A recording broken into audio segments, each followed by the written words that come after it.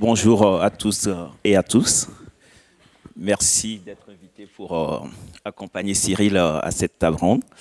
Donc, on va aborder faire face au suicide en établissement à cette table ronde. Donc, on a divers professionnels avec nous qui vont vous exposer voilà, ce qu'ils ont à vous exposer tout à l'heure. Moi, je fais juste l'introduction. J'ai préparé un petit truc. Donc, le suicide en établissement constitue une épreuve majeure, à la fois humaine, professionnelle et institutionnelle. Lorsqu'un tel événement survient, il bouleverse les familles, les soignants, interroge les pratiques et confronte les institutions à des questions qui dépassent largement la seule gestion de l'urgence. Aborder cette question, c'est accepter de regarder en face une réalité douloureuse, complexe et profondément humaine. C'est aussi reconnaître que malgré l'engagement des professionnels, des équipes éducatives, des soignants, des associations, des encadrants, certaines situations nous confrontent à nos limites, à l'imprévisible et parfois à l'irréparable. Aucun regard disciplinaire ne peut à lui seul en épuiser le sens. Cette table ronde a pour objectif de croiser les différents regards et expériences.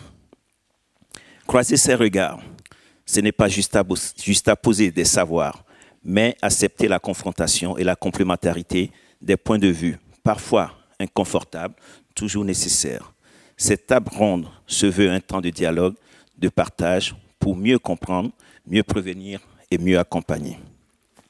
Si le suicide peut être parfois pensé comme l'expression ultime d'une liberté, il met paradoxalement en échec toute institution fondée sur la protection.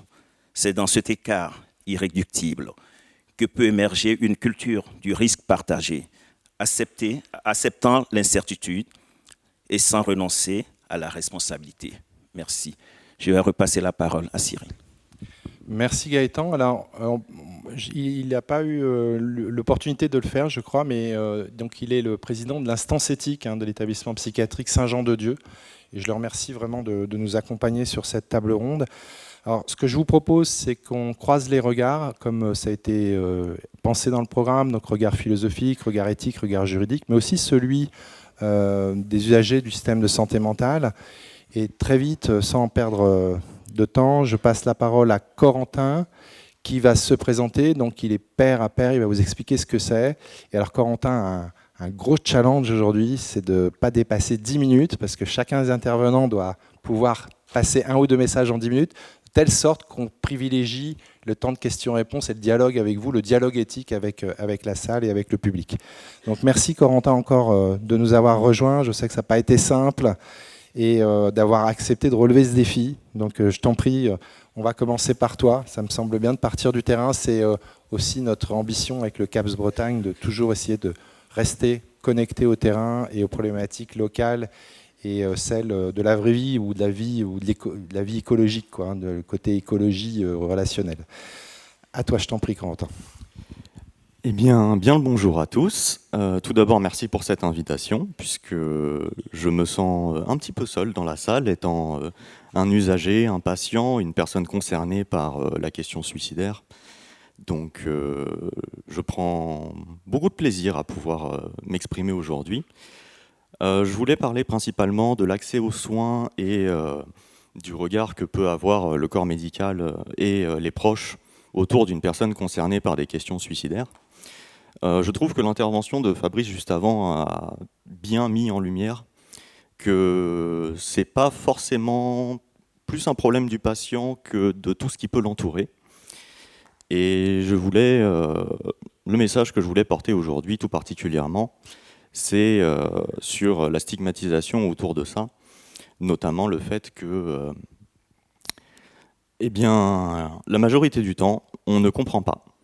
Que ce soit en tant que soignant, en tant que proche, en tant que personne concernée, on ne comprend pas pourquoi, on ne comprend pas la pensée du patient, et ça fait que c'est très difficile de détecter les risques. On parlait du fait que faire des échelles et essayer de détecter le risque suicidaire chez quelqu'un en cas de crise était compliqué, c'est quelque chose de variable, mais c'est multifactoriel, ça vient de plein de choses, et quand on a parlé tout à l'heure de ce qui déclenchait le suicide. On parlait de l'élément déclencheur, mais pas forcément des causes ni de la compréhension. Et moi, dans mon parcours de soins et dans les gens que j'accompagne qui n'ont pas accès aux soins, je me rends compte que la problématique majeure, c'est que les gens souvent pensent à la mort, et ils pensent de manière très sérieuse, à cause du fait qu'ils se sentent seuls, qu'ils le soient ou non, c'est un sentiment et c'est ce qu'ils pensent, mais aussi de perte de sens de la vie liée à cette solitude, de par le fait qu'ils ne sont pas compris et que les gens autour d'eux ne les comprennent pas non plus. Ce qui fait que les soignants ont globalement du mal à détecter un potentiel suicide qui pourrait arriver, d'une part, et d'autre part, le patient, lui, reste dans sa solitude et s'enferme dans son mal-être. Je voulais parler un peu du propos de la psychiatrie, mais finalement, on parle du suicide aujourd'hui, et comme on l'a vu, c'est pas forcément lié à la psychiatrie en soi, mais juste au mal-être, et c'est deux choses qu'il faut bien différencier. Une maladie psychiatrique, c'est une case dans laquelle on a rangé quelqu'un, ce qui n'enlève rien au fait que cette personne puisse aller très mal, que cette personne puisse avoir des idées, que cette personne puisse perdre le sens de sa vie ou se retrouver seule. Moi, de mon expérience de terrain, étant donné que je vais présenter rapidement ce que je fais, ça fait 2 ans que je suis contributeur au tiers-lieu Le Parallèle. J'accompagne des gens et je fais des discussions de manière complètement informelle, sans cadre de temps et de manière citoyenne. J'ai passé les formations citoyennes disponibles pour le faire. Et je me rends compte que l'accès aux soins est une grande barrière, mais la discussion est une barrière encore plus grande. Quand les personnes peuvent rencontrer un professionnel de santé, elles n'arrivent pas ni à se faire comprendre, et le professionnel de santé a du mal à lire ce qui se passe dans la tête du patient. Pour en parler plus concrètement, moi je suis des gens qui vont très très mal, où la question du suicide est très régulièrement posée. Les scénarios se font de plus en plus concrets, les gens se dirigent vers ça, et le meilleur moyen de les éloigner de ces pensées et de les sauver, entre guillemets, pour ceux qui le peuvent, c'est tout simplement d'avoir une réelle présence autour d'eux.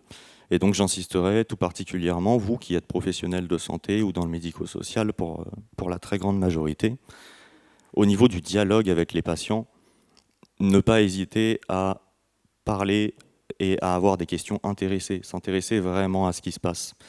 Et je comprends tout le problème qui en découle. Il y a l'institution qui bloque une partie des choses de par le fait qu'on a trop de charges de travail pour pouvoir avoir autant d'attention pour chaque patient. Du coup, on priorise les soins, comme tous les médecins le disent. On priorise en fonction de à quel point c'est important. Mais le fait est que avoir des questions intéressées, comme le disait tout à l'heure, je me suis divorcé, mais ça peut avoir 1001 formes, 1001 conséquences. Il faut souvent creuser les questions, particulièrement avec les gens qui sont dans le mal-être et les gens qui ont du mal à s'exprimer, puisque ça va souvent de pair. Vraiment insister sur la compréhension de pourquoi les choses sont comme ça, pourquoi la personne se sent seule. Et là, je pense qu'il y a un réel levier à utiliser pour pouvoir sortir la personne de cette solitude. Elle le fera avec des proches, elle le fera seule, elle le fera accompagnée par le corps médical. C'est vraiment tous les aspects de la vie qui rentrent en jeu et qui sont très importants dans ces conditions. Personnellement, je suis quelqu'un qui a eu des années de ETS et d'expérience suicidaire. Et l'origine de ces choses-là, ça a été la maltraitance médicale. Un jour, j'ai appelé le 15, et au 15, on m'a dit « écoutez, monsieur, c'est pas assez profond ». Voilà. Donc, quand on se retrouve à appeler les urgences et à tomber sur ce genre de phrase, on ne se sent pas soutenu, on ne se sent pas écouté, on ne se sent pas compris, et on a envie de vraiment lâcher l'affaire. Donc, dans les structures médicales, en général, le problème est moindre. Je remarque que les infirmiers et infirmières sont beaucoup plus confrontés à la conversation avec les personnes, etc. Mais ayant fait de l'hôpital psychiatrique, je me rends compte aussi que la discussion est difficile. Parfois, quand on a envie de parler en tant que patient, on ne peut pas, parce que vous êtes en train de travailler, vous avez des choses à faire, et il n'y a pas toujours cet espace qui est disponible. L'accès aux soins, c'est pas seulement être enregistré dans un dossier d'un CHU ou être dans un hôpital psychiatrique ou un hôpital de jour, peu importe. C'est pas la question d'être dans un service, c'est la question d'être dans un service qui nous écoute et qui nous soigne. Si on est dans un service qui ne nous aide pas, ce n'est pas de l'accès aux soins de mon point de vue.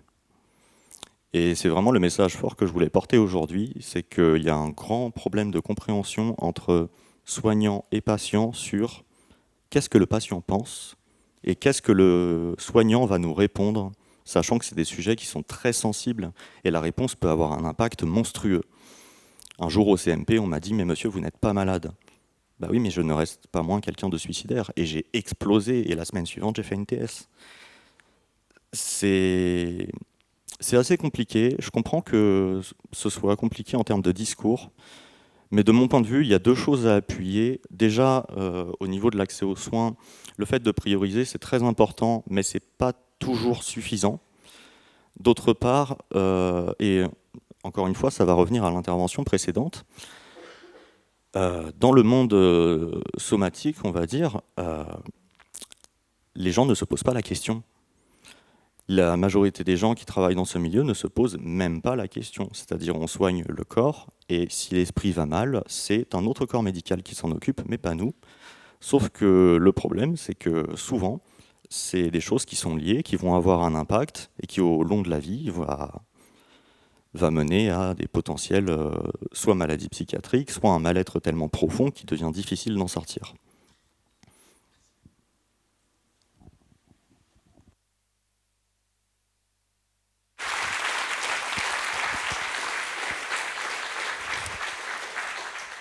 Merci infiniment, Corentin. C'était à la fois très sensible, très juste et très clair dans le propos.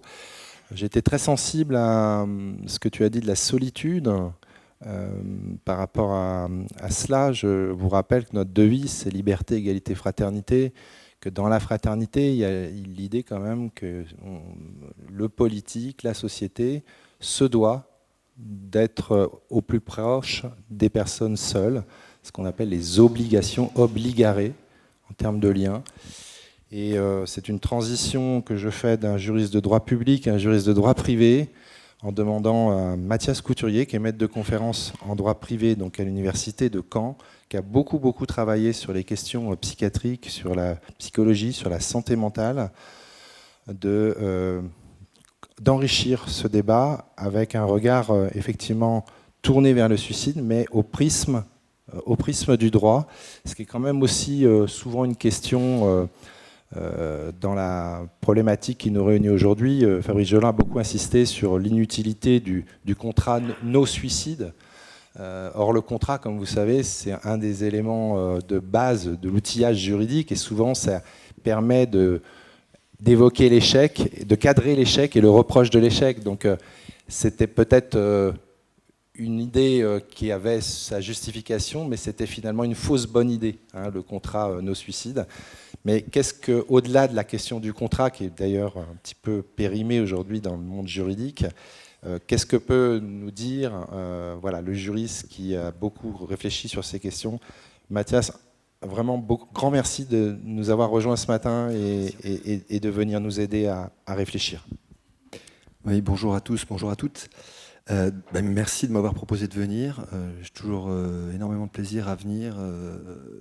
D'abord parler de ces thématiques-là, et en plus en particulier ici à Dinan, c'est une ville que j'aime beaucoup.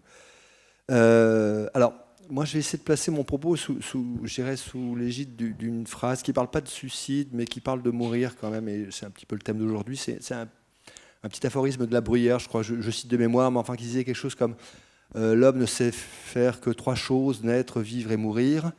Il ne se sent pas naître, il craint de mourir et il en oublie de vivre.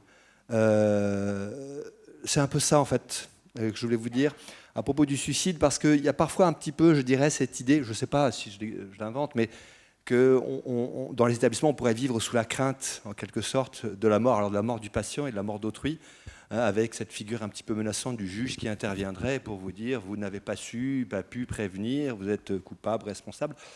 Je voudrais démystifier un petit peu, en fait ce serait essentiellement l'idée force de mon propos. Je ne dis pas qu'il n'y a jamais de condamnation, mais globalement, la jurisprudence et le juge n'est pas particulièrement féroce à l'égard des établissements autour de cette question de la survenance de la mort du patient. Elle est peut-être même alors, je voudrais dire, compréhensible, et elle l'est peut-être encore plus à l'heure actuelle qu'elle n'a pu l'être par le passé. Alors, c'est pas facile de tracer des lignes directrices sur cette question parce qu'on a énormément de cas en jurisprudence et aucun n'est comparable totalement à un autre. Les solutions sont parfois contradictoires, en tout cas dans leur formulation, au moins en apparence, mais bon, il y a une chose qui est à peu près claire sur cette question, je dirais la survenance de l'acte tragique qu'elle suscite dans l'établissement. Aucun établissement, qu'il soit sanitaire ou médico-social, ne sera déclaré responsable du seul fait de la survenance d'un suicide. Je veux dire, la responsabilité n'est pas engagée par le simple fait qu'un résident ou qu'un patient mette un terme à son existence. L'établissement n'est responsable que si l'on parvient à démontrer qu'il a commis une faute. Ce qu'on dit en droit au travers de cette formule, qui est que l'établissement, quel qu'il soit, n'a pas une obligation de prévention du suicide de résultat, mais seulement de moyens. En d'autres termes, il faut déployer tous les moyens dont on dispose pour la prévention de ce type d'acte et les déployer correctement. C'est ça l'obligation, mais ça n'est pas de prévenir tout type de suicide qui surviendra, et donc on n'engage pas sa responsabilité dès lors qu'un suicide intervient.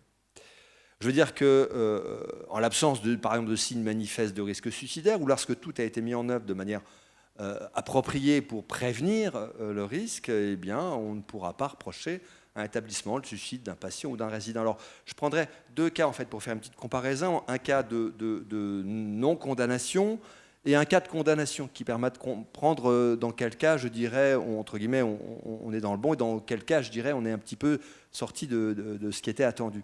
Le premier cas, donc celui de non-condamnation, un arrêt de 2012 de la première chambre civile de la Cour de cassation qui parle du suicide d'une jeune femme en psychiatrie par strangulation. Et l'établissement n'est pas déclaré responsable car, nous dit la Cour de cassation, le personnel de l'établissement n'avait commis aucune faute de surveillance. Alors, je vous rapporte très rapidement les faits. Une personne qui arrive donc au établissement psychiatrique, un soir, elle est examinée la veille par un médecin, lequel lui administre un médicament antipsychotique et prescrit un sédatif, seulement si agitation. Et puis, à son réveil, à 5 heures, elle a un entretien avec une infirmière qui la trouve, je cite, inquiète, mais sans plus. Des visites successives ont lieu. À chaque fois, la patiente est observée calme ou endormie.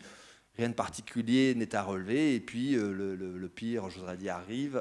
On ne sait pas exactement, entre 7h30 et 8h, dans sa chambre, dans la solitude de sa chambre, elle arrive à, je ne sais pas comment, la reine ne le dit pas, mais à se donner la mort par strangulation. Mais enfin voilà, et alors la famille bien sûr cherche la responsabilité de l'établissement que la Cour de cassation évacue, considérant que voilà, on n'avait pas de, en gros, je cite l'arrêt, la Cour de cassation estime que les juges du fond ont pu déduire de cette situation que le reproche de l'absence d'un autre entretien verbal à 7h30 ou à 8h ne pouvait être, en l'absence de signes manifestes de risque imminent de passage à l'acte suicidaire tenu pour fautif. Pour comparer, je prendrais le cas inverse d'une faute avérée dans la gestion du risque suicidaire, alors, un cas que je ne vais pas dire je connais, mais enfin je connais l'établissement puisque c'est le PSM de Caen.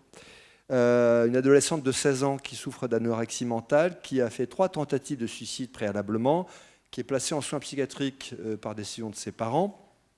Et il faut noter qu'elle avait connu une autre période d'hospitalisation préalable durant laquelle elle avait fugué. Connaissant tout cela, au regard de ses antécédents, le psychiatre chargé de son suivi a prescrit, je cite, la plus grande vigilance devant l'état de cette personne qui se trouvait, d'après les comptes rendus d'hospitalisation, je cite, dans un état préoccupant. D'ailleurs, elle avait déjà de nouveau opéré sur elle des actes auto-agressifs depuis le début de cette nouvelle hospitalisation. Alors, en vue notamment de limiter le risque de fugue, le psychiatre traitant avait décidé en particulier qu'elle devait rester en pyjama en dehors des périodes d'activité thérapeutique, afin notamment de prévenir le risque de fugue. Néanmoins, afin de permettre à l'adolescente de venir prendre part à l'une de ses activités, un infirmier vient un matin lui proposer de remettre ses vêtements de ville. La jeune fille refuse de se rendre à cette activité et préfère rester dans sa chambre. Pourquoi on ne sait pas trop, oublie ou autre, le personnel infirmier oublie de lui reprendre ses vêtements. La jeune fille saisit l'occasion, quitte sa chambre, passe devant le bloc vitré de surveillance qui est à l'entrée de l'établissement en profitant d'une inattention des personnes qui étaient postées, et ensuite elle parcourt 2 km à pied, elle se rapproche du centre-ville, et elle va se jeter dans les fosses du château, juste devant le campus d'ailleurs où j'exerce. Elle tombe de 15 mètres, alors elle ne meurt pas, mais reste paraplégique. L'établissement est déclaré responsable. Alors, ce qui motive la condamnation, j'insiste bien, ce n'est pas le suicide, c'est le problème de défaut de surveillance. C'est un problème de qualité de surveillance par le personnel et peut-être aussi de coordination des soins. Parce que les psychiatres, en fait, avaient bien jaugé le risque de rechute, et qui semblait lourd face aux antécédents de la victime, un état, je cite encore une fois, jugé préoccupant, qui imposait une vigilance accrue dans la surveillance des comportements et des allées et venues de cette personne. Cette surveillance accrue avait bien été requise par les psychiatres, mais elle n'avait apparemment pas été correctement mise en œuvre par l'institution, les personnels. La reine n'entre pas exactement dans les détails de qui, quoi, comment. Ce n'est pas son objet ici. Il s'agit simplement de dire si collectivement l'établissement a bien ou mal fonctionné. Et pour le Conseil d'État, c'est un arrêt du Conseil d'État de 2018, ce qui relève la faute en particulier, c'est la conjonction de deux choses. D'une part, donc, le fait que les vêtements de ville de la jeune fille ne lui aient pas été repris immédiatement par le personnel infirmier, après qu'elle ait refusé de se rendre à l'activité thérapeutique. L'arrêt ne précise pas d'ailleurs si c'est un oubli de l'infirmier ou un défaut de transmission de la consigne à l'infirmier de reprendre les vêtements en cas de refus de la jeune fille de se rendre à l'atelier thérapeutique. Dans tous les cas, peu importe, c'est fautif, que ce soit un oubli ou de respecter la consigne ou un oubli de transmission de la consigne. Dans tous les cas, il y a manifestement un dysfonctionnement. Deuxième élément qui, je dirais, entre en conjonction avec le premier, qui renforce le caractère fautif, c'est le fait qu'elle ait pu passer sans encombre devant le bloc de surveillance où deux personnes étaient positionnées, mais alors on ne sait pas trop pourquoi, comment. Elle regardait ailleurs, elle discutait, on ne sait pas. Bref, elle a pu quitter le site sans être, je dirais, entre guillemets, interpellée ou arrêtée par les personnes qui le gardaient. Globalement, quand on regarde la jurisprudence dans son ensemble, on observe que la pratique juridictionnelle fait tourner l'appréciation de la faute génératrice de responsabilité en cas de suicide autour de 4 grands axes, que je résumerai ainsi. Le premier, c'est la bonne détermination et la bonne prise en compte du caractère plus ou moins prévisible de l'acte suicidaire. Alors j'insiste bien sur ce point, encore une fois, je pense qu'on l'a déjà dit ce matin, c'est un acte qui est difficile à lire et à prévenir, et il n'y a pas d'obligation de résultat, encore une fois. Il y a l'obligation de regarder, d'évaluer, au regard des éléments dont on dispose, mais à aucun moment, je dirais, il y a une obligation de prévention à 100% de l'existence du risque suicidaire. Lorsque ce risque suicidaire est avéré, le deuxième axe, c'est la qualité de la surveillance par le personnel, bien sûr, en cas de risque avéré. Le troisième axe, c'est la bonne coordination des soins, notamment la communication entre les médecins et les infirmiers. Le quatrième axe, c'est la qualité de l'aménagement des locaux, et on en a parlé aussi ce matin, des dispositifs de protection des portes, des fenêtres, des cages d'escalier, et tout ce qui permet d'y parer. On a de la jurisprudence sur ce point. Donc voilà, je dirais on part de là, mais encore une fois, ensuite, la jurisprudence ne fait jamais de ces critères une application, je dirais, bêtement mathématique. Elle analyse toujours les choses in concreto, au regard de la situation, au regard de la complexité du cas, au regard de la complexité des choses, tout en tentant de maintenir un équilibre, bien sûr, dans les exigences qui pèsent sur les établissements. Par exemple, même en cas de risque suicidaire avéré, elle n'impose pas systématiquement le placement de la personne dans une surveillance visuelle permanente ou une contention permanente au nom de la prévention de tout risque de réalisation suicidaire. Je veux dire, la jurisprudence tient compte de la nécessité de ne pas mettre le patient dans un contexte de surveillance policière, parce qu'à ce moment-là, on aboutit à des résultats contre-productifs. C'est contraire à l'intérêt du traitement d'une personne que, je dirais, de la placer en permanence sous la surveillance de l'œil de Moscou, si j'oserais dire. Il faut trouver un juste milieu entre l'obligation de surveillance d'un côté et les nécessités thérapeutiques, et aussi de respect de la dignité du patient de l'autre. Quant à l'aménagement des locaux, oui, effectivement, il faut le mettre en place tant que possible. Ça n'implique pas néanmoins de transformer tous les établissements en des lieux de, je dirais, des chambres capitonnées généralisées. Tout dépend de la nature de l'établissement, de l'ampleur du risque. Il y a nécessité en même temps de maintien d'un cadre de vie qui ne devienne pas lui-même anxiogène, voire dépressiogène. Je prendrai un exemple, alors non pas contentieux, mais que voilà, une résidence senior à Caen là, cette année, une résidence senior, c'est pas un EHPAD, mais enfin on s'en rapproche un petit peu, qui a connu 2 suicides par défenestration la même année, d'une résidence assez neuve avec des grands balcons qui permettent de bien prendre l'air, et que 2 fois cette année des résidentes dont elles ont enjambé les balustrades et se sont jetées dans le vide. on a un risque suicidaire, effectivement. Est-ce que ça veut dire que pour autant, il faut ou bien interdire l'accès aux balcons, ou bien munir les balcons de, je sais pas quoi, de barreaux pour empêcher d'enjamber dans la balustrade? Et évidemment non. Une résidence senior, c'est pas une prison. Les résidents, ils doivent être considérés d'abord comme des individus libres de se rendre sur leur balcon et d'y prendre l'air s'ils en ont envie, sans avoir devant eux, je dirais, des barreaux pour les empêcher de commettre l'acte irréparable.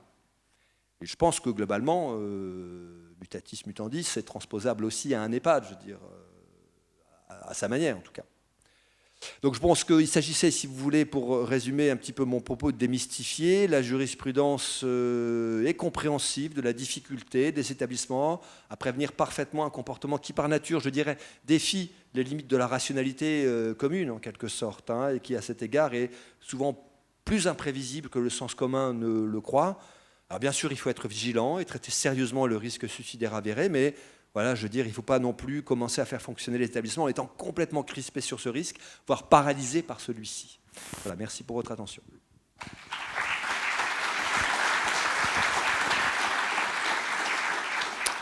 Merci beaucoup, Mathias, pour ce propos très, très rigoureux. Tu as tenu ton temps. Alors je laisse résonner un peu ton propos et je me tourne vers ma collaboratrice Cindy Donard, qui est psychologue et qui coordonne donc l'activité d'espace de réflexion éthique de Bretagne et qui est également en grande partie la plume qui nous permet de répondre aux nombreuses saisines de notre cellule éthique de soutien. Et je me suis souvenu en t'écoutant dans une de nos saisines, suite à une défenestration en EHPAD, la directrice avait décidé de condamner toutes les fenêtres de tous les résidents en EHPAD. Et donc ça pose la question, voilà, de la mesure impersonnelle et générale, comme diraient les juristes, en tout cas parfois disproportionnée. Ça pose aussi la question de, je lis en creux ton propos, au-delà de la surveillance, la bien-surveillance. Comment bien surveiller? Comment surveiller pour le bien de la personne soignée ou qui habite en EHPAD ou en résidence senior?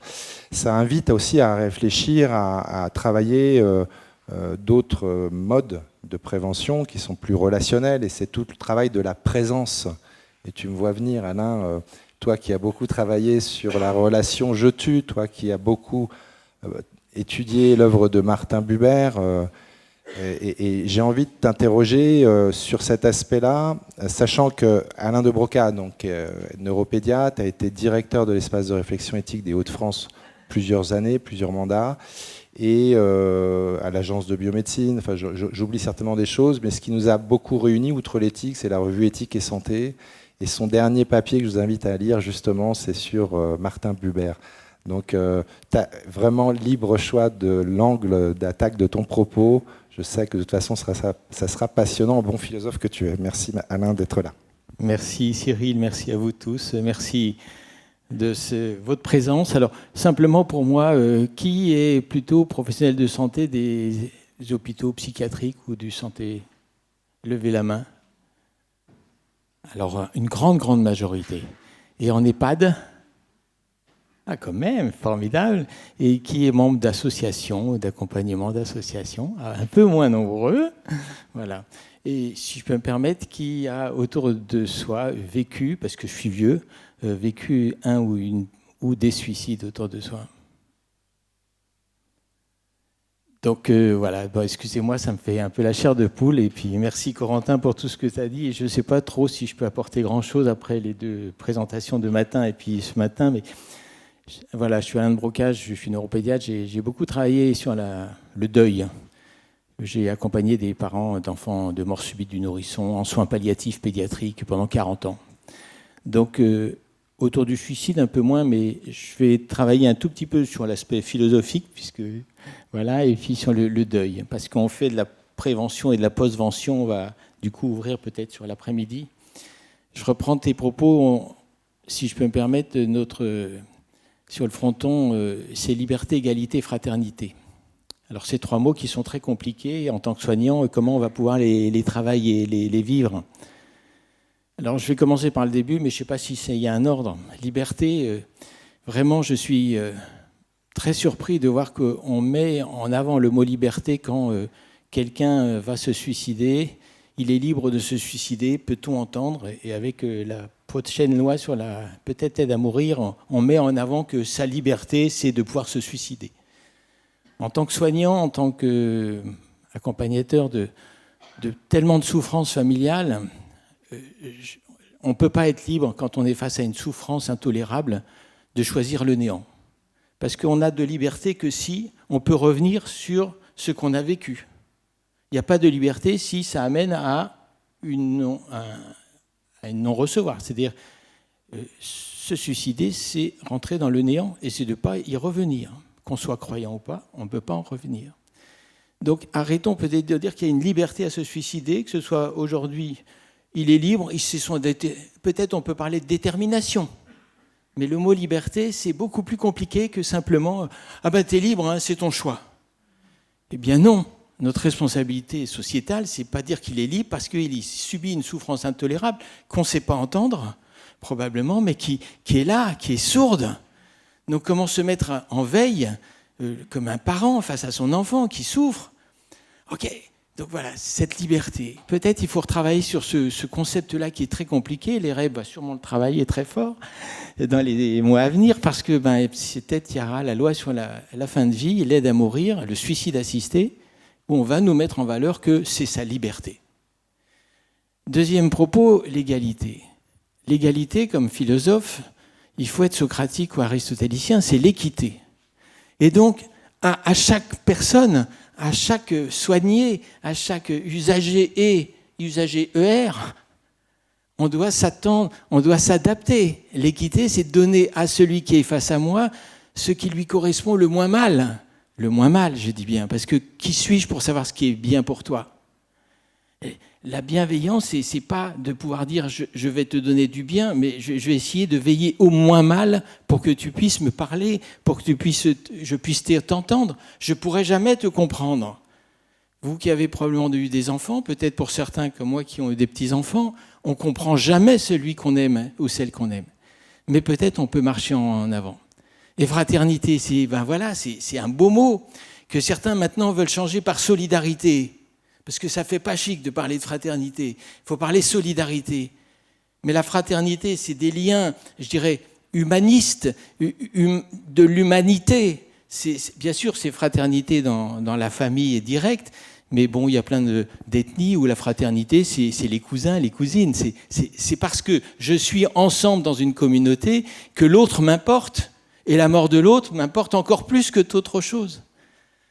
Alors, comment se dire par rapport à ne pas être attentif à tous ceux qui veulent pas, mais qui se sentent poussés à partir dans un néant alors même qu'on ne sait pas où on va et qu'on sait qu'on n'en reviendra pas. C'est fou, non? Excusez-moi, je suis en psychiatrie là. Et voilà, drôle. Du coup, je pense que vous êtes là justement pour nous soumettre à la question de comment on peut soigner l'autre.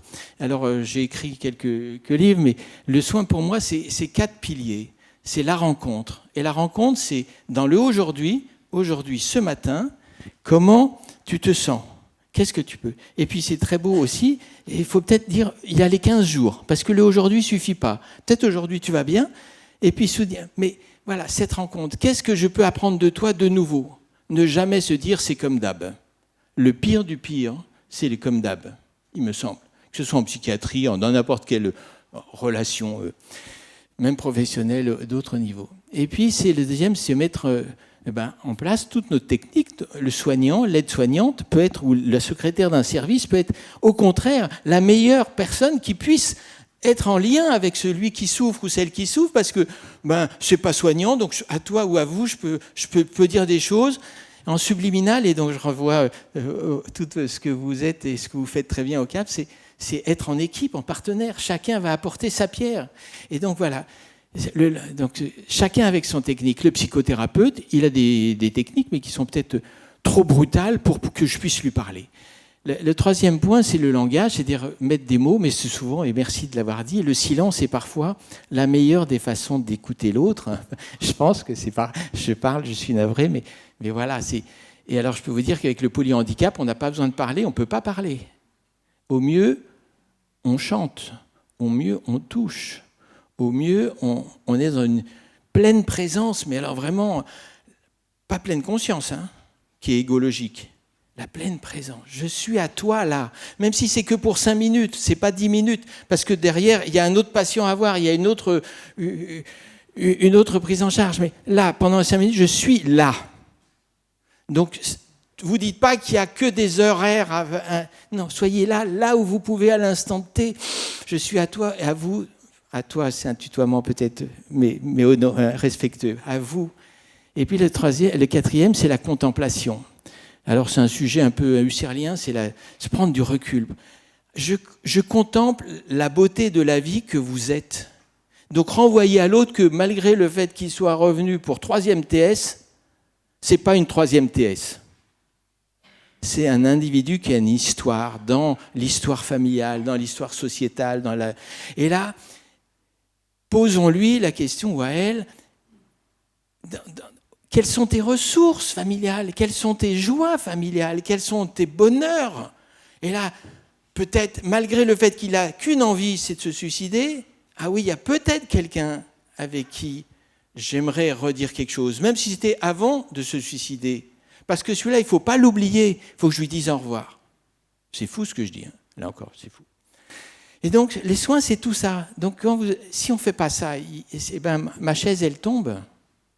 Et sans avoir l'air, même avoir passé 5 minutes avec quelqu'un en pensant à ces 4 choses en même temps, ces 4 piliers, vous faites de la confiance résultante. Celui-là ou celle-là, même s'il n'a pas pu me donner beaucoup de temps, l'énergie, c'est un instant d'éternité qu'il m'a donné. C'est la capacité de dire « je suis humain jusqu'au bout parce qu'il est là ». Et nous sommes là. Et je rejoins Buber. Vous avez tous lu Buber, Martin Buber. Qui a lu Martin Buber ? Ouh là là, ils sont nombreux, hein. Oh là là là là. Eh bien, c'est ça. J'ai aucun droit d'auteur, puisque c'est Martin Buber. Il est mort depuis 100 ans, vous inquiétez pas. Je et tu, de Martin Buber, avec une préface de Gaston Bachelard. Lisez au moins les premiers grands chapitres. C'est-à-dire qu'on vit dans la réciprocité. Le fait que j'existe, moi, aujourd'hui, j'existe que grâce à Corentin, grâce à vous tous ici, grâce à vous tous. Si vous n'étiez pas là, je ne serais pas là. Ou si j'étais là tout seul, je serais bizarre, non ? Et donc, ça veut dire que c'est ça la beauté. Et alors, vous allez dire, il s'éloigne beaucoup du suicide. Oui et non, parce que je vais essayer de raccourcir. Ça va ? Encore 2 minutes. C'est qu'en fait, si vous êtes comme ça, il me semble, parce que j'accompagne, depuis 40 ans, j'accompagne des familles endeuillées, des groupes d'endeuillés. J'ai mis en place Vivre son deuil, Picardie, Hauts-de-France, enfin, etc., etc. Et donc le deuil, malheureusement, ça a été mon quotidien d'accompagnement. Et puis j'en ai vécu aussi, mais c'est qu'en fait, le fait que j'ai pu être veilleur le moins mal possible, à la hauteur de la relation qu'on a essayé d'être le moins mal possible, eh bien si l'autre, pour des tas de raisons, meurt naturellement, meurt par accident, c'est toujours bête les accidents, meurt par suicide, c'est un type d'accident, je peux me dire, on a eu une relation forte et positive jusqu'au bout. J'ai pas loupé le coche. Et donc ça ne veut pas dire que vous ne serez pas endeuillé ou que vous ne serez pas triste de voir quelqu'un qui est mort dans ces circonstances qui vous paraissent pas normales, le suicide, la maladie grave, les soins palliatifs pédiatriques, un enfant qui a une maladie génétique qui meurt à 3 mois, c'est pas normal, entre guillemets, dans notre situation 2025. Il y a du non-sens. Mais parce que j'étais jusqu'au bout, toutes les familles que j'ai accompagnées, jusqu'au bout, et les enfants, et les fratries, et les grands-parents, m'ont dit, vous étiez là jusqu'au bout, et vous nous avez apaisés en ne fuyant pas la réalité. Et du coup, moi, en tant que soignant, je peux me dire, je ne suis pas un bon soignant. Oui, il s'est suicidé hier, il suicide, enfin demain, mais j'étais là en humanité. Je ne suis pas dans la toute-puissance thérapeutique, je ne suis pas dans la toute-puissance égologique. Même Dieu n'a pas empêché la mort pour ceux qui croiraient en Dieu. Mais par contre, il me semble qu'on peut se dire que peut-être jusqu'au bout, mon sentiment de culpabilité de dire que je ne suis pas tout-puissant, ce n'est pas grave, parce qu'il faut peut-être revenir à cette vulnérabilité princeps humaine. Ok, mais je ne me sentirais pas coupable peut-être, ou pas trop, que l'autre est parti trop vite, et on se sera indirectement dit au revoir parce que l'instant d'éternité qu'on a vécu, peut-être la veille, l'avant-veille, dans un acte thérapeutique qu'on voulait être bienveillant et qui était bienveillant, mais qui l'autre a dépassé, eh bien, fera que je me sentirai presque avec l'autre qui est ailleurs. Et là, c'est le mot un peu compliqué du deuil, c'est la réintériorisation de l'être défunt. Si je le connaissais bien, si c'est quelqu'un que j'aimais, si c'est quelqu'un que j'aime pas, je ne suis pas en deuil. Pour autant, je peux être extrêmement malmené dans mon corps. Mais cette réintériorisation de l'être défunt, il va quand même m'aider, non pas à être attaché au porc, j'aurais dû faire, il lui fallu, c'est de ma faute, tata, comment on n'a pas fait? Et puis bon, quelquefois la justice en rajoute de louche, vous auriez dû, etc. Pas tout le temps, hein, on vient de nous dire, la jurisprudence est assez rare, en tout cas en France. Mais il y a du c'est comme ça, je ne suis pas tout puissant, mais dans notre humanité partagée, je reste en lien avec toi et tu es en lien avec moi, et grâce à toi, je vais pouvoir être peut-être moins mauvais humain demain. Parce que ta richesse de vie, elle est en moi. Et donc, je me dis que peut-être ça fait la prévention de faire le moins mal possible, et puis la postvention de se dire que puisqu'on a veillé jusqu'au bout, ensemble, dans notre humanité partagée, peut-être on se sentira aussi, pour le demain, capable de travailler en équipe, malgré le fait que l'équipe a été bouleversée. Je vous remercie.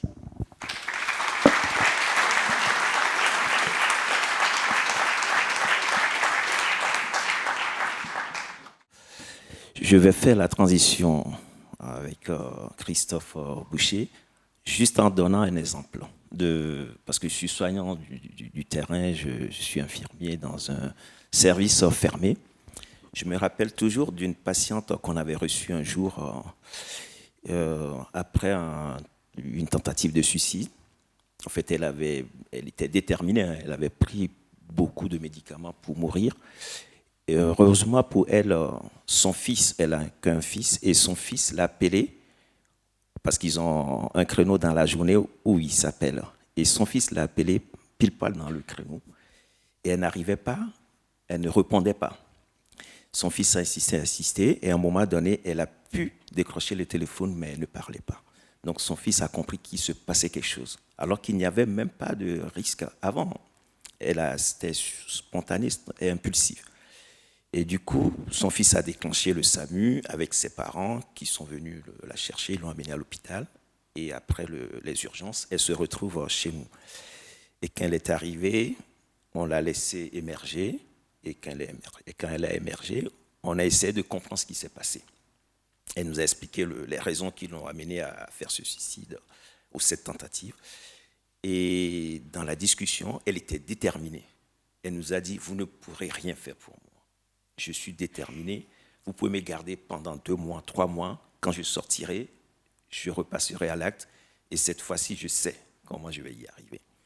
On lui a dit, écoutez, il n'y a aucun souci. C'est votre droit d'avoir cette détermination, mais nous, on a aussi le droit de vous accompagner, de vous donner tout ce qu'on peut, de faire notre maximum pour vous aider à s'en sortir. Et ça a été comme ça pendant 1 semaine où elle nous a tenu la tête, elle nous a dit, je ne mangerai pas. On a essayé par tous les moyens, elle buvait, elle mangeait très très peu. Ça a duré un moment et elle a fini par se libérer jusqu'à ce que elle rentre dans le soin, dans le processus de soin. Et notre accompagnement, je reparle de cette situation parce que je me retrouve complètement dans tout ce que vous avez dit, Alain. C'est-à-dire ce côté où on parle de la liberté, bien sûr. Mais la liberté, quelle liberté? Si elle part, il n'y a plus de liberté. Elle ne reviendra plus. C'est fini. L'égalité, on lui a laissé cette chance d'être égal avec tous les autres patients. Et la fraternité, on a été très fraternels, très solidaires avec elle pendant... Ça a duré 2 mois, elle est restée avec nous pendant 2 mois. Et aujourd'hui, cette dame, je vous parle d'une histoire qui date de 3-4 ans. Aujourd'hui, cette dame, elle s'en est sortie, elle travaille, elle a retrouvé du travail. Et quand elle nous voit dans la rue, elle est très contente de nous revoir et elle nous dit merci de m'avoir accompagné de cette façon qu'elle n'avait jamais imaginé qu'à l'hôpital, elle pouvait avoir cet accompagnement qui lui redonnera la vie, quoi. Encore, je voulais faire ce témoignage qui est très fort parce que voilà, c'est une histoire qui nous a marqué. Et merci. Bon, je vais passer la parole à Christophe Boucher, qui est psychiatre à Lorient, qui va nous prendre votre temps. Merci. Merci.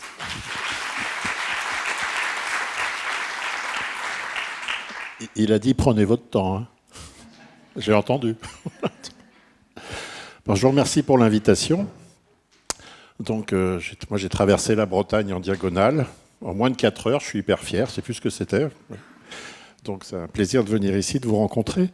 Et alors, il y a plein de choses à dire si on prend l'angle psychiatrique par rapport au suicide. Mes 2 collègues ont largement défloré le sujet tout à l'heure.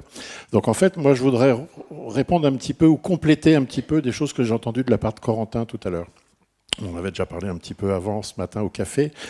Tu as abordé plusieurs choses. D'abord, tu as commencé en disant que tu te sentais un peu seul, comme usager, dans un environnement potentiellement soignant.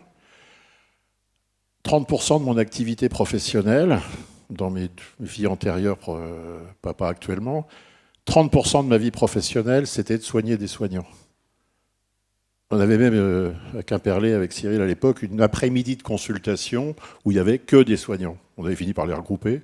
C'était plus pratique pour la gestion des emplois du temps. Voilà.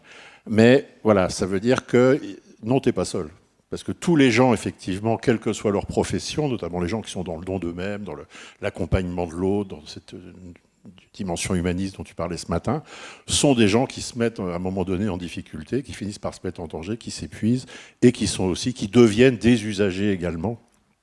Et comme les cordonniers sont les plus mal chaussés, ils mettent du temps pour s'y mettre la plupart du temps, surtout les Bretons qui sont encore plus lents que les autres, voilà, de ce côté-là, le côté taiseux du coin. Voilà, donc tu as abordé ça, donc non, tu n'es pas tout seul. La deuxième chose, tu as parlé du mal-être. Ben oui, la problématique du suicide, c'est la souffrance. Et la souffrance, elle est abordée selon un continuum qui va de l'accompagnement des proches. Il y a 25-30 ans, je réfléchissais tout à l'heure à la temporalité, c'est vrai que ça donne un coup de vieux. Quand on faisait de la prévention du suicide, le maître mot, c'était la prévention du suicide, c'est l'affaire de tous. La phrase n'est plus vraiment employée, enfin je ne l'entends plus trop aujourd'hui, mais c'est l'affaire de tous, dans le sens où quelqu'un qui a un mal-être, quelqu'un qui est en souffrance, qui a potentiellement des idées suicidaires, c'est vrai que les premières personnes qui vont l'aider, les premières personnes qui vont être là pour lui, c'est son entourage, je parlais de fraternité tout à l'heure, c'est les gens qui sont autour de lui, c'est la famille, c'est les amis, c'est ce que nous on appelle le premier cercle, et puis effectivement après, selon le niveau de souffrance, les choses vont évoluer, et si effectivement il y a la réalité de quelque chose de l'ordre du trouble mental ou de la pathologie, la psychiatrie va rentrer dans le circuit. Mais si la psychiatrie sauve des vies, si la médecine sauve des vies d'ailleurs, c'est un peu le but de la manœuvre, l'accompagnement du premier cercle sauve aussi des vies. Voilà. Et alors nous on a un biais de recrutement, c'est vrai que les gens qu'on voit sont ceux qui effectivement sont arrivés jusqu'à nous parce qu'il y avait un niveau de souffrance importante. Et je reviendrai après sur un troisième aspect que tu as évoqué, qui est celui de la difficulté de l'accès aux soins. Là, il faudra couper les micros, mais je te dirai en off comment faire pour gagner du temps. Alors, moi je suis le psychiatre dans la table ronde, donc il faut quand même que j'aborde la chose qui pour nous est importante. Ça a été évoqué par mes 2 collègues ce matin, mais quelqu'un qui se suicide, c'est quelqu'un qui souffre, c'est quelqu'un qui ne va pas bien. On connaît l'adage... Quand on travaille en suicidologie, on ne se suicide pas pour mourir, on se suicide pour ne plus souffrir. Voilà. Et cette souffrance, quand on regarde les chiffres, 75% des patients qui se suicident, alors entre 50 et 75% selon les études, mais 75% dans les établissements, sont des gens qui ont un trouble mental, la plupart du temps de la dépression. On sait que dans les EHPAD, j'ai vu tout à l'heure quand les mains se sont levées, j'ai vu qu'il y a beaucoup de gens en EHPAD. Dans les EHPAD, on sait que 40% des résidents présentent des symptômes de dépression. Ça ne veut pas dire qu'ils ont un état dépressif caractérisé complet au sens psychiatrique du terme, mais qu'il y a un niveau de souffrance tel, la présence d'éléments dépressifs tels, que si effectivement il n'y a pas quelque chose qui est fait pour rompre leur isolement potentiel, s'il existe, ou en tout cas les aider à aller au-delà de leur souffrance, le risque c'est une vraie dépression derrière et un vrai suicide derrière, parce que les gens âgés, on vous l'a dit tout à l'heure, le taux moyen en France, 13 pour 100 000 en matière de suicide. Chez les hommes de plus de 85 ans, ça monte jusqu'à 80, 100 pour 100 000. C'est une véritable hécatombe qui passe inaperçue parce que ils sont vieux, ils sont tristes, et donc ils meurent, et donc ça fait partie des choses qui arrivent. Et donc, le message que moi j'aurais envie de passer, parce qu'on est quand même dans un environnement soignant, c'est bien évidemment redire ce qui a été dit ce matin. S'occuper de gens qui vont mal, c'est repérer déjà s'ils ont des idées suicidaires, donc poser la question, mais c'est aussi repérer, pour nous soignants, ce qui renvoie au champ de la dépression. C'est-à-dire que oui, la personne va mal, oui, il y a un tas de déterminants qui fait qu'elle va mal, son histoire, ce qu'elle vit actuellement, la difficulté à faire du lien avec son entourage, voire l'absence de lien avec l'entourage, soit parce qu'il n'y a pas d'entourage, ou parce qu'elle s'enferme dans une solitude qui ne lui permet pas effectivement d'établir de lien. Et voilà. Mais nous, en tant que soignants, aller repérer le désir, est-ce qu'il est encore présent? Est-ce qu'il y a encore le désir de vivre? Est-ce qu'il y a encore le désir de faire des choses? Est-ce qu'il y a encore le désir de faire du lien? Le plaisir d'être avec les autres, le plaisir de faire du lien. L'agir, est-ce que la personne a encore la capacité d'aller vers l'autre, de bouger, de faire des activités, etc. Désir, plaisir, agir. La dépression, c'est facile, c'est comme une chanson de Woolsey. Essayez de vous rappeler ça, ça marche bien. Et puis l'estime de soi, est-ce qu'ils ont encore ce sentiment d'être là, d'exister, de ne pas être nul, de donner du sens à leur existence, la façon dont ils se positionnent, voilà. Donc, mettre l'accent sur le fait que... Alors, on parle beaucoup de l'année de la santé mentale, comme on l'a tous remarqué dans notre métier, on parle beaucoup de santé mentale, on ne parle pas beaucoup de psychiatrie dans le tas. Sauf que la psychiatrie aussi, elle a son mot à dire dans cette histoire, parce qu'effectivement, quand il y a un trouble mental qui est présent, quand je dis la psychiatrie, c'est la médecine au sens large, c'est les soignants, c'est les généralistes, c'est les infirmiers, c'est les psychologues, etc. Mais la psychiatrie a son mot à dire à ce niveau-là, parce que quelqu'un qui se suicide, c'est quelqu'un qui souffre, et c'est quelqu'un qui souffre au sens psychiatrique du terme. Même si c'est polyfactoriel, même si les déterminants sont sociologiques, architecturaux, pas climatiques, en tout cas pas ici, on a quand même le plus beau climat du monde. Seul endroit où vous n'avez pas besoin de prendre votre douche dans une salle de bain. Voilà. Malgré tout, voilà, il y a cette souffrance psychique, il y a cette dépression qui est là. Et ayez ce mot dépression en tête. Si vous êtes soignant, si vous travaillez dans les établissements, c'est quand il y a de la dépression qui est là qu'effectivement le risque existe. Et puis, tu as parlé de la difficulté d'accès aux soins. Alors ça, je ne devrais pas le dire tout fort, mais il y a deux façons de prendre rendez-vous en psychiatrie. Soit tu téléphones, t'attends, tu retéléphones, t'attends, tu re-retéléphones, t'attends, tu t'aperçois que le CMP a fermé, donc tu trouves un autre CMP avec un autre numéro de téléphone, et puis tu auras quelqu'un et on donnera rendez-vous dans 8 mois. Parce que dans un CMP aujourd'hui, en libéral c'est pareil, tu as 80 demandes par mois pour 2 personnes qui consultent, si tu veux. Donc de toute façon, mathématiquement, arithmétiquement, ça ne rentre pas. Il y a une deuxième stratégie. Tu y vas. Et tu dis, voilà, tu frappes à la porte du psychiatre, des urgences ou du CMP, tu dis, je ne suis pas bien. Et donc, il y a une inégalité d'accès aux soins qui est dans l'inégalité de la mobilité. Tu prends rendez-vous en respectant les procédures, tu vas attendre 1 an et demi, le CMP aura fermé ou tu seras mort de vieillesse avant, ou d'autres choses si, hélas, tu souffres trop.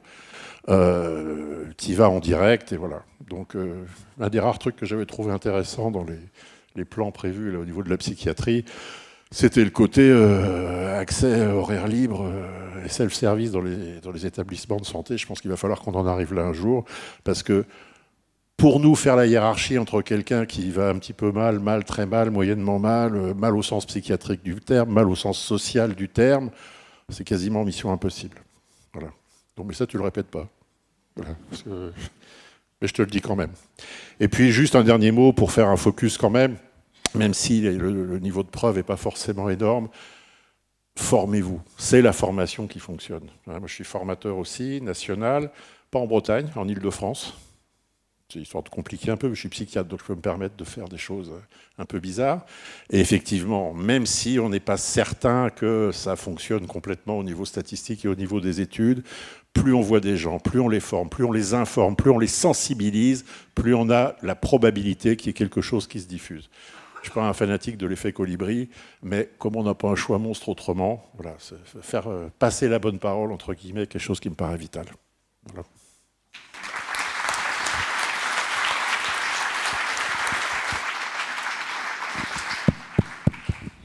Alors, Christophe est assez humble et il ne vous a pas dit qu'il avait été chef de service en psychiatrie sujet âgé à Charlefoix, à la Pitié-Salpêtrière, pendant des années. Il a tenu une boutique difficile à gérer et honnêtement... C'était assez éprouvant, donc tu avais l'habitude de dire que tu voyais souvent aussi les directeurs de l'hôpital qui eux aussi souffrent en consulte. Hein, il y a une question. Donc effectivement la souffrance elle est vraiment diffuse parfois dans nos institutions. Il y a place évidemment pour quelques questions. C'était vraiment passionnant. Moi, tout ce que j'ai entendu m'a vraiment donné envie de continuer de réfléchir et de travailler. N'hésitez pas à poser vos questions, que ce soit des questions d'ordre juridique, philosophique, psychiatrique, de pouvoir essayer de débaucher un dialogue aussi avec Corentin, qui a eu beaucoup de courage d'avancer ses idées, qui sont déjà, à mon avis, assez rigoureuses, déjà assez établies. Ou des commentaires. Ou des commentaires, voilà. Si vous avez envie. Je passe la main à Pascal peut-être pour répartir les questions. On a un petit 10 minutes là avant d'aller manger.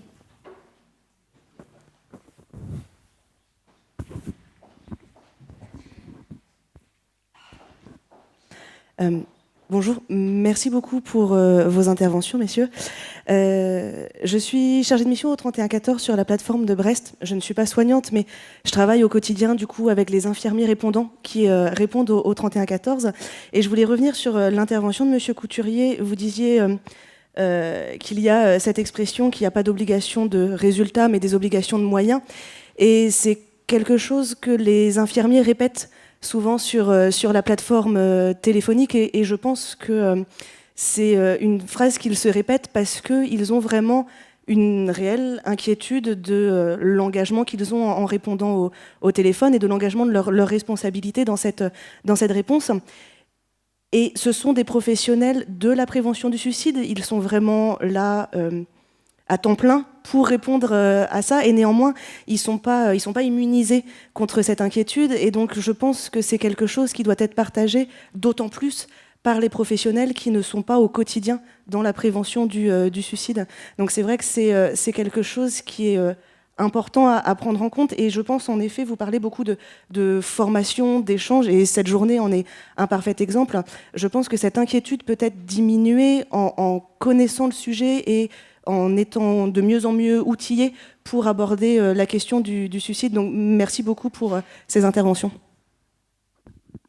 Merci beaucoup. Peut-être vous pouvez réagir, parce que ça fait écho effectivement à différentes prises de parole, la rencontre, la formation, enfin un peu pour chacun. Là, Corentin, tu avais aussi insisté là-dessus, puis allez-y, Mathias.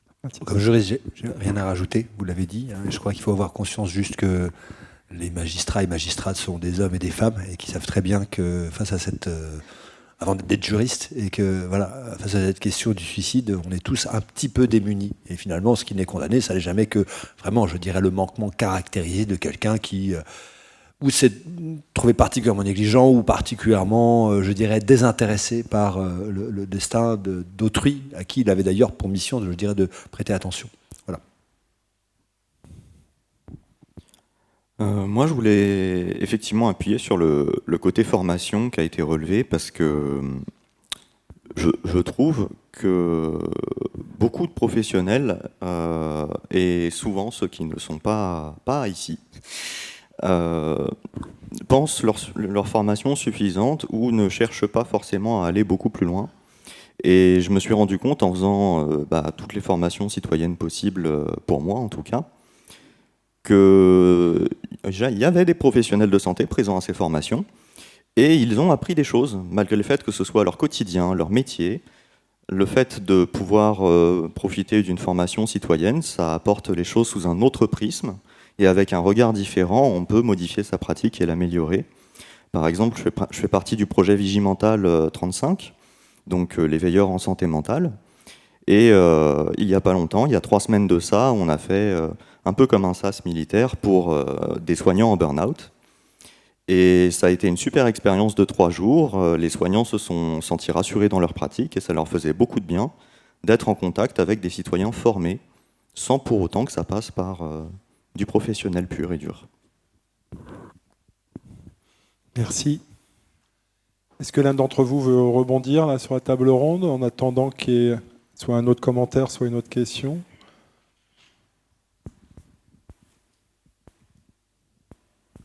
Peut-être rappeler que les médecins se suicident plus que la moyenne, notamment les médecins femmes. C'est aussi une particularité, hein, l'épuisement professionnel, le burn-out, effectivement, la souffrance psychique Alors peut-être pas par contagion, puisque le concept est miné, mais en tout cas par, on va dire, exposition répétée à des souffrances peut-être parfois traumatiques cumulatives. Et il y a un vrai sujet qui est la prise en charge de la souffrance psychique des soignants. Christophe l'a rappelé, hein, incontestablement. Et c'est en cela que le travail d'équipe est d'une importance cruciale. Parce que le travail d'équipe, c'est aussi ce qui fait qu'on va effectivement penser à la formation, on va s'entraider, on va pouvoir mieux organiser notre temps de présence auprès du malade. Être là. Ça a été répété par Alain. Être là et échanger, se rencontrer, découvrir le monde psychique de l'autre, essayer d'éviter le contre-transfert en disant non, vous n'êtes pas malade, partez, quoi. Hein. Et ça, on n'en a pas parlé du contre-transfert, mais c'est quelque chose aussi qui est incontestablement à l'œuvre dans certaines réactions thérapeutiques négatives. Après, pour le côté juridique, je me tourne quand même vers Mathias, parce qu'on ne dit jamais assez, mais dans jurisprudence, il y a prudence. Et ce que le juge regarde souvent, c'est est-ce qu'il y a eu une démarche prudente du côté des soignants. Et c'est quand même un peu une clé de lecture dans les jurisprudences. Alors je ne sais pas par rapport aux EHPAD si cette clé de lecture fonctionne bien, mais c'est quand même une vraie question, c'est-à-dire est-ce que quand même on s'organise pour faire bien et prévoir l'avenir ? Alors là, j'avoue un petit peu honteusement que j'ai un peu un angle mort sur les EHPAD parce que ma spécialité, c'est vraiment la psychiatrie. Je suis moins focalisé sur la gériatrie, mais globalement, les enseignements qu'on peut tirer de ce qu'on connaît s'agissant de la psychiatrie sont largement transposables aux EHPAD. Effectivement, c'est une question de prudence. Qui je dirais, implique d'intégrer en effet de dimensions. Alors effectivement, on ne peut pas parler de liberté de se suicider, mais le paradoxe, c'est qu'on peut quand même parler d'un droit à se suicider. C'est ça qui est terrible. Au plan strictement juridique, un individu a le droit de mettre un terme à son existence. Mais à ce moment-là, si on intègre une chose, c'est que vous, entre guillemets, en tant que soignant, vous avez le devoir d'essayer de veiller à ce qu'il ne le fasse pas. C'est tout. Et ensuite, il y a un équilibre à maintenir entre les deux. Alors, c'est facile à dire et difficile à faire. Mais effectivement, il faut trouver, jusqu'où on peut et on doit intervenir, je dirais, pour, entre guillemets, l'empêcher d'exercer un droit constitutionnel qu'il a aussi, en effet, au nom de ce que, collectivement, en tant que société, il paraît nécessaire que nous prenions tous chacun soin les uns des autres, y compris lorsque quelqu'un exerce littéralement un droit à son détriment à lui. Voilà.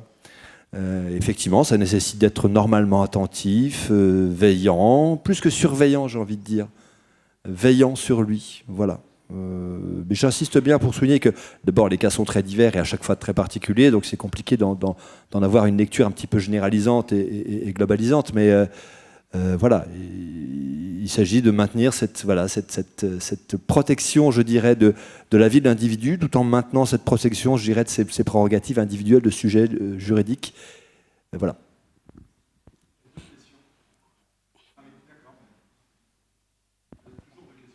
Pardon, c'est pour rebondir juste sur notre collègue juriste.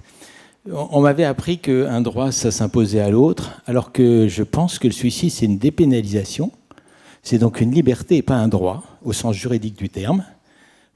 Parce que sinon, on ne pourrait pas même avoir finalement des stratégies de prévention du suicide, puisque c'est le droit. Et donc, c'est le grand problème de l'aide à suicide et l'aide à mourir, qui va devenir un droit contre laquelle on va dire aux médecins et aux soignants qu'ils n'ont rien à dire et que la société n'a rien à dire sur le droit d'un patient qui voudrait demander à se suicider. Et donc, on ne pourra pas invoquer, justement, ce n'est pas une dépénalisation de l'aide à suicide, mais c'est là, et je pense que je ne suis pas sûr qu'on soit d'accord sur le mot droit, mais en tout cas, moi, c'est des juristes, Marie-France Calu, qui est pourtant une des juristes les plus reconnues dans le champ de la santé, qui m'a bien signifié que on n'avait pas le droit de se suicider, c'est une dépénalisation du suicide, ce qui est complètement différent. Je ne suis pas d'accord avec elle, mais bon, après ça, on peut avoir des débats mais c'est important quand même, si on n'est pas d'accord, c'est que justement, c'est un droit, ça s'impose à vous. Non, je parle d'un droit d'un individu de mettre un terme à son existence, c'est-à-dire qu'on ne peut pas effectivement le lui reprocher, le mettre en responsabilité devant ce comportement qu'il peut avoir, en quelque sorte. Mais il me semble, du coup, c'est pas un droit juridique. C'est pas marqué comme tel dans le code civil ou le code pénal. Il n'y a pas marqué dans le code que vous avez le droit de vous suicider, comme on va peut-être le marquer dans le code de santé publique, vous avez le droit à demander le suicide assisté. Et donc, que vous le avez droit le de droit... demander le suicide, c'est pas la même chose qu'un le droit d'essayer de mettre un terme à son existence. Et ben non, mais c'est pour ça que c'est très important, parce que c'est... Tout à l'heure, je rediscutais du mot liberté. On n'a pas de liberté, et donc on a droit à notre liberté, mais on n'a pas de liberté quand il y a une souffrance intolérable. Mais du coup, là, la question, c'est qu'après, au niveau juridique, il faut discuter, parce que sinon, ça rejoint quand même la question, c'est que s'ils ont un droit, tout ce qu'on va faire contre peut être à l'encontre de celui qui s'oppose. Vous aurez toutes et tous remarqué qu'Alain est un être passionné et passionnant. Et ça vous donne un petit échantillon de la richesse des échanges dans les congrès juridiques auxquels je vous invite de venir aussi. Droit moral, droit juridique. Bon, voilà, on va aller un petit peu prendre les deux questions qui restent. Et en tout cas, merci pour l'échange vraiment instructif. Absolument. Ok, merci. Sano Ouedraogo, je suis médecin du travail au CHU de Brest. Je suis aussi le directeur du service de santé du personnel et des étudiants à l'université de Brest. Donc, je voulais revenir sur la santé de nos professionnels. Et c'est vrai qu'ils sont confrontés régulièrement à la mort, à la violence. Et c'est important aussi que les professionnels qui s'occupent d'eux puissent se former, s'informer et pouvoir mieux les accompagner au quotidien. Donc, il ne faut pas qu'ils hésitent aussi à prendre contact avec les services de santé au travail, qui sont là aussi pour les aider quand c'est difficile, les orienter vers une prise en charge quand c'est nécessaire. Et puis, voilà, on est à l'écoute et souvent des services pluridisciplinaires avec des psychologues et d'autres partenaires extérieurs sur lesquels on peut les orienter. Voilà, je voulais apporter cette précision aussi.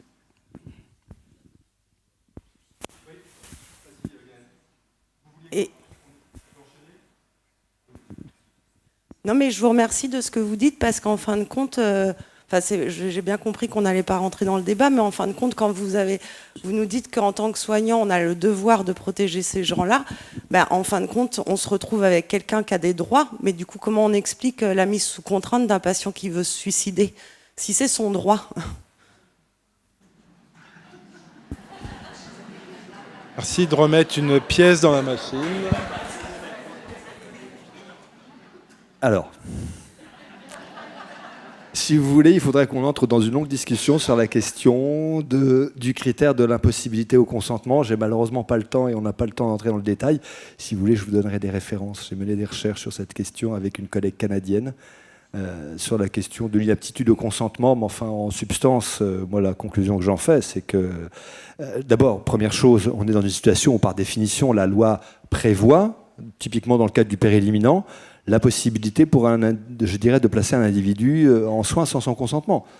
Donc, il n'y a pas d'incompatibilité formelle avec cette idée que on doit reconnaître, je dirais, l'individu en tant que ce qu'il est, c'est-à-dire la capacité à exercer des choix, y compris contre son intérêt à un moment donné, tout en considérant qu'une société, à un moment donné aussi, peut intervenir pour, je dirais, limiter les conséquences des choix qu'il exerce, y compris contre son intérêt. C'est la question du refus de soins, finalement, aussi, qui se pose pour les témoins de Jéhovah. J'aime bien cette idée parce que du refus de soins pour les transfusions sanguines. Le témoin de Jéhovah a le droit de refuser une transfusion sanguine. Et là, pour le coup, c'est très clair, il a le droit de le refuser. Tant qu'il est conscient et, je dirais, en capacité d'exprimer cette volonté, on doit respecter cette volonté. Et puis, à un moment donné, alors c'est ça la subtilité de l'exercice de la jurisprudence, elle dit, finalement, le médecin doit être un petit peu, c'est un cas de harcèlement légal, j'ai envie de dire. Le médecin doit passer son temps à lui dire « vous êtes sûr, vous êtes sûr, vous êtes sûr, vous êtes sûr ?» Et puis dès qu'à un moment donné, l'individu est, je dirais, dans une situation où, ayant perdu conscience, il est au seuil de la mort, on le transfuse quand même, et malgré son refus, pour le coup, la jurisprudence est très claire, il n'y a pas de cas de responsabilité, de mise en jeu de la responsabilité de l'établissement. Donc c'est un peu la même idée, j'ai envie de dire. Le refus de transfusion sanguine, c'est une forme entre guillemets, de volonté, d'expression de volonté, je dirais, de sa propre autodestruction. Qu'on doit suivre tant que l'individu, je dirais, est finalement conscient et en mesure d'exprimer cette volonté. Et puis à un moment donné, voilà, quand on voit qu'il est vraiment au seuil de la mort, et quand on considère que c'est vraiment le moment où il faut intervenir, sinon l'irréparable va se commettre, eh bien le Conseil d'État dit que oui, il faut intervenir et faire cette transfusion. Donc vous comprenez pourquoi depuis Hippocrate on dit que l'art médical est difficile. Alors pour celles et ceux qui seraient intéressés par la question du consentement, je vous invite à lire l'avis du comité éthique de la Fédération hospitalière de France que j'ai co-signé avec Julia Talland, qui est philosophe.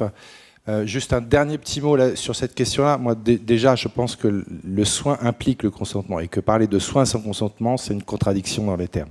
Autant l'hospitalisation sans consentement, ça avait sa logique, y compris juridique, autant la notion de soin consentement est très contestable.